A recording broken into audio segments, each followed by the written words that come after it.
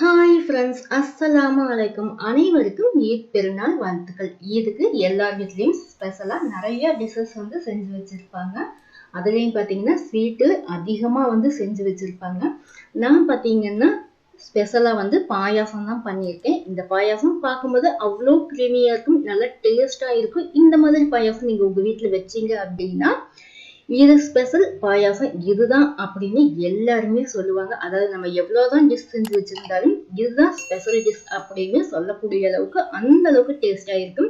அந்த ஸ்பெஷல் பாயாசம் எப்படி செய்யறதுன்னு பார்க்கலாம். அடுப்பில் நம்ம வந்து ஏதாவது ஒரு பாத்திரம் வச்சுக்கலாம், அடிகனமான பாத்திரம் வச்சுக்கலாம். அதில் வந்து ஒரு 2 டீஸ்பூன் அளவுக்கு நெய் சேர்த்துக்கலாம். நெய் கொஞ்சம் சூடானதும் நம்மளுக்கு எந்த அளவுக்கு வந்து நட்ஸ் தேவையோ அந்த அளவுக்கு வந்து எடுத்து அதை நல்லா பொன்னிறமா வர வரைக்கும் வறுத்துக்கலாம். வறுத்ததை வேறு ஒரு பிளேட்டுக்கு நம்ம வந்து மாத்திக்கலாம். அடுப்பை சிம்மில் வச்சுட்டு வறுத்துக்கணும்.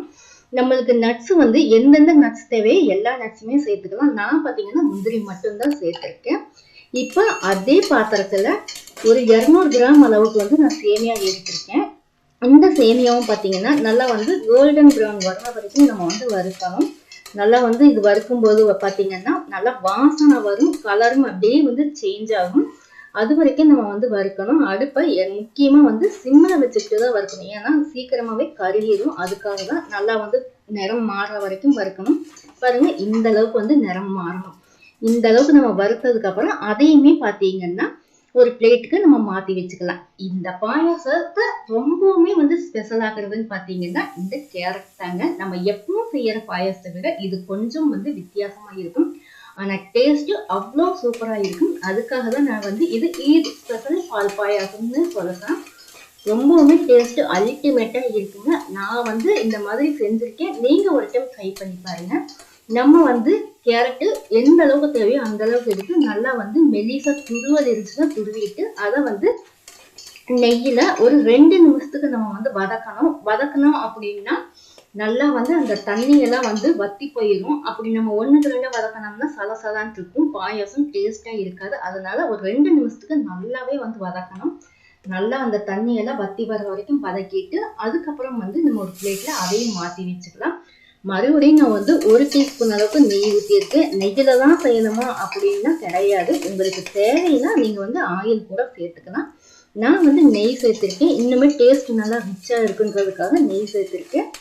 ஒரு 200 கிராம் அளவுக்கு நான் ஜவ்வரிசியும் எடுத்து அதையுமே வந்து நம்ம வந்து வறுத்துக்கலாம். அடுப்பை சிம்மில் வச்சுட்டு தான் எல்லாமே நம்ம வந்து இது செய்யணும். இல்லைன்னா கருகிடுச்சுன்னா டோட்டலாக வேஸ்ட் ஆகிடும். பாருங்க, இந்த அளவுக்கு வந்ததுக்கப்புறம் நம்ம வந்து வேக வைக்கிறதுக்கு கொஞ்சம் வந்து தண்ணி சேர்த்துக்கலாம். தண்ணி வந்து கொஞ்சம் கொஞ்சமாக சேர்த்துக்கலாம். கூடவே பார்த்தீங்கன்னா நான் பாலும் வந்து கொஞ்சம் சேர்க்குறேன். அதாவது பால் ஒட்டுக்கா வேணாலும் சேர்த்துக்கலாம். நான் வந்து ஒட்டுக்கா சேர்க்கலை, கொஞ்சம் கொஞ்சமாக தான் எப்போவுமே வந்து பாயாசத்துக்கு பால் சேர்ப்பேன். இது வந்து நல்லா வந்து வெந்து வரணும். நம்மளுக்கு ஜவ்வரிசி ஒரு 3/4 வாசி வந்து வெந்து வரணும். அது வரைக்கும் வந்து ஒரு நடுவில் வந்து ஒரு கொஞ்சம் நேரம் வந்து கிளறி விட்டுட்டு இருக்கணும். இல்லைன்னா வந்து ஜவ்வரிசி வந்து சீக்கிரமாகவே அடி பிடிச்சிக்கும். அதனால வந்து அப்பப்போ நம்ம ஓப்பன் பண்ணி நல்லா வந்து கிளறி விட்டுக்கணும். இப்போ 3/4 வாசி எனக்கு ஜவ்வரிசி வெந்துருச்சு. வெந்ததுக்கப்புறம் நம்ம ரெடி பண்ணி வச்சிருக்கிற அந்த கேரட் இருக்கு இல்லையா, அதையுமே வந்து இதில் வந்து சேர்த்தரலாம்.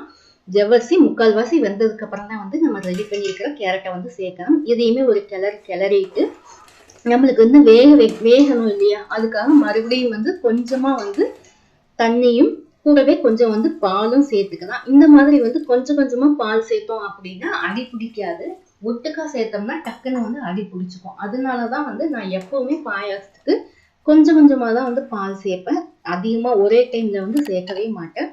இப்போ நம்மளுக்கு இந்த கேரட்டும் வந்து நல்லாவே வெந்து வரணும். நடுவில் வந்து கிளறி விட்டுக்கிட்டே இருக்கணும். கேரட் வந்து நல்லா பாருங்க வெந்துச்சு அப்படின்னா உங்களுக்கு சூப்பராக கலர் பாருங்க எந்த அளவுக்கு மேலே வந்திருக்குது அப்படின்ட்டு பார்க்கும்போதே வந்து அவ்வளோ சூப்பராக இருக்கும். இது செஞ்சுட்டு இருக்கும்போது வீடு முழுக்க சூப்பராக மணக்கும், அவ்வளோ மனமாக இருக்கும். பாருங்க எப்படி சூப்பராக இருக்குன்ட்டு. மேலே அப்படியே ஒரு கோல்டன் கலர், ஒரு லைட் எல்லோ கலர் வந்திருக்குது. சூப்பராக இருக்கும் இந்த பாயாசம். கேரட்டுமே வந்து நல்லா வந்து வெந்துருச்சு. இந்த ஸ்டேஜில் வந்து நம்ம வந்து வறுத்து வச்சிருக்கிற சேமியாவும் வந்து சேர்த்துடலாம். சேமியா வந்து கடைசியில தான் சேர்க்கணும். ஏன்னா சேமியா வந்து சீக்கிரம் வந்து வெந்துடும். அதுக்காக நம்ம கடைசியாக வந்து சேமியா சேர்த்துக்கலாம். சேமியா வந்து ஒரு 5 நிமிஷத்துலேயே வந்து வெந்துடும். சேமியா நல்லா வந்து சேர்த்துட்டு அப்படியே வந்து கிளறி கொடுக்கணும். இல்லைன்னா அப்படியே கட்டி ஆகாது. ஏன்னா நம்ம வறுத்துட்டோம் இல்லையா, அதனால கட்டி ஆகாது. கிளறி விட்டுட்டு மறுபடியும் வந்து நம்ம கொஞ்சமா வந்து பால் சேர்த்துக்கலாம். சேர்த்துட்டு நம்ம இந்த சேமியா வெந்திருக்குதா அப்படின்ட்டு ஒரு டைம் வேணா செக் பண்ணி பார்த்துக்கலாம். பாருங்க சேமியா வந்து நல்லாவே வந்து வெந்துருச்சு. எல்லாமே வந்து சூப்பரா வெந்துருச்சு. நம்மளுடைய ஜவ்வரிசி, கேரட்டு, சேமியா எல்லாமே வந்துருச்சு. அப்படியே பால் அவ்வளோ கிரீமியாவும் இருக்குது. பாயாசம் சூப்பரா கிரீமியா வந்துருச்சு. சர்க்கரை பார்த்தீங்கன்னா 100 கிராம் அளவுக்கு சேர்த்துக்கலாம். சேர்த்துக்கிட்டு நம்ம கடைசியா டேஸ்ட் பண்ணி பார்த்துட்டு பத்தலைன்னா மறுபடியும் வந்து சர்க்கரை சேர்த்துக்கலாம். நான் வந்து 100 கிராம் தான் சேர்த்துருக்கேன். மீதி இருக்கிற பாலையும் வந்து இதில் ஆட் பண்ணிட்டேன். இதுக்கு கூட பார்த்தீங்கன்னா இன்னுமே ஒரு ரிச்சான டேஸ்ட் கொடுக்குங்க இது சேர்க்கறது. இது வந்து ஆப்ஷனல் தான். நீங்கள் வேணும்னா சேர்த்துக்கலாம், இல்லைன்னா ஸ்கிப் பண்ணிக்கலாம். நான் வந்து மில்க் மேடு தான் வந்து சேர்க்குறேன். இந்த மில்க் மேடு சேர்த்தோம் அப்படின்னா இந்த பாயாசத்துக்கு அவ்வளோ ஒரு டேஸ்ட் கொடுக்கும்.